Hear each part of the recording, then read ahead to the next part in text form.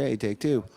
Welcome back to another edition of Cannabis in Canada. Still kicking on the set here at the Green Cross Society of British Columbia, Canada. And we are here today kicking on the set with Russell and a few other friends to talk about just a general roundtable about the MMPR, the changes that are coming here in Canada, what the coalition means about that. And just some general conversation. So Russell, my friend, tell me, I understand you're a federal exemptee. I'm going to hand you the mic. You go ahead and tell us how you feel about the new federal proposed regulations based on the information you've been presented by Health Canada. Gee, thanks. Thought I might get a few questions in there. What do I think about it? Well, new to this part of the issue, it's sort of the legal side of things. So what I'm hearing, big issue around medical use of cannabis.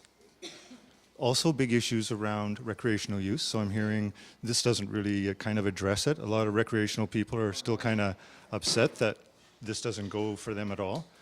And there's a part of I would think, I would put myself in there, the people who would like to grow it. I would like to be able to just grow it in my backyard. I think that's my right. I think I can be an adult about it.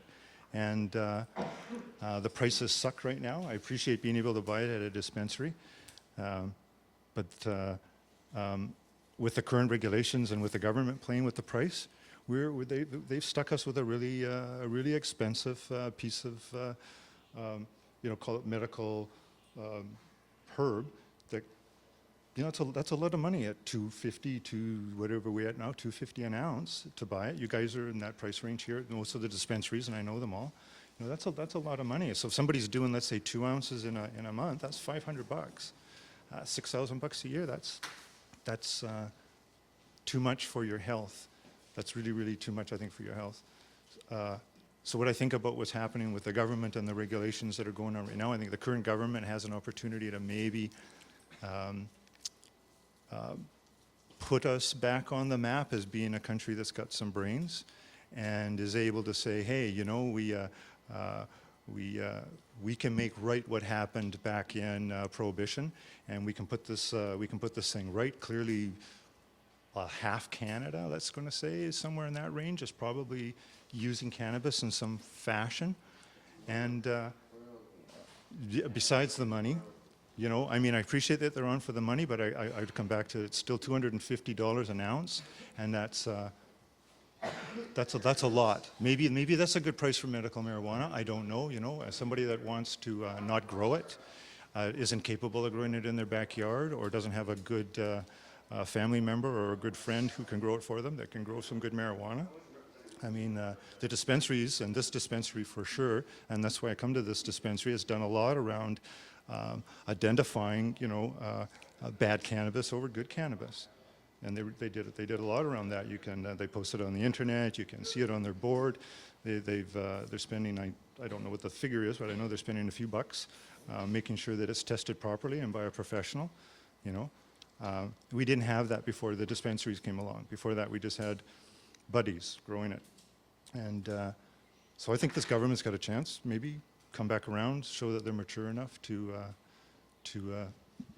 let us deal with the thing properly. No, that's all well said. Very, very well said, Russell.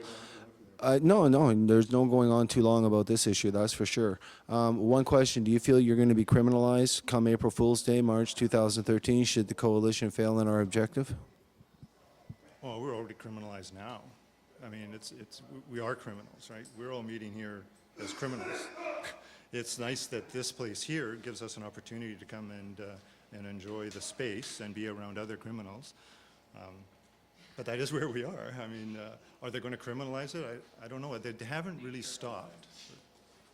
Or you're saying keep it criminalized? Well, no, I'm just, from me, it's like you've been legal. You have a federal permit, as I do. So being legal for 12 years in this country, we're not criminals.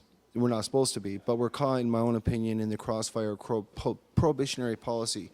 And so this is where, right now, in my own opinion, I feel that come April 1st, that I will be a criminal because I'll have to choose between the corner street drug dealer, or growing my own plants. So if that's my only options, I think that that's criminalizing me and I think everybody at this table. And you're right, unfortunately, even though we've been legal for 12 years, you and I sitting here just sharing a cannabis joint is technically illegal under the regulations, which is how asinine the federal government's been about this from the start. Anybody else care to weigh in? My name is Roxana Burris, and I think one of the most important things for me is that cannabis gives me a quality of life I would never normally have. You know, I would be sick all the time, I would have nausea, you know, I'd be skinny. And the main thing is that the quality of life that cannabis gives is so much more important than what the government's trying to say and the negatives that they're trying to put out there. It's basically sick people that just want to medicate the way I want to medicate. If I want to die on my deathbed smoking marijuana instead of being addicted to morphine, methadone, or anything, that's my choice. And I shouldn't be put in jail, and I certainly shouldn't be frightened to possess marijuana or to smoke it. So those are my thoughts on it.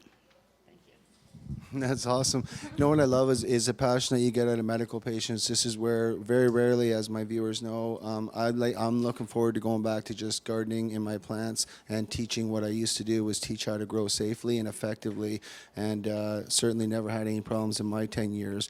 And now I see patients as I sit at this table and I hear their stories facing, once again, being criminalized after 12 years of being legal, citing public safety. That fire and mold somehow is the only justification to remove gardens. And furthermore, there was no suggestion whatsoever of non-whole plant products, which is extractions. And there was no mention whatsoever of the dispensaries, such as the one we're just sitting in now, where we can congregate, where we can socialize, where we can share information about strain specifics, medical properties of cannabis, and we can actually camaraderie together, or sit here and medicate together and educate together and learn more, and that's and support each other. Yes, and that's where the key thing is: ethics and support coming out of the Green Cross Society of British Columbia, as well as the fact that there's a research lab upstairs. You know, people that go over and above and out of their way, you know, for the end user, for the medical patients in this country.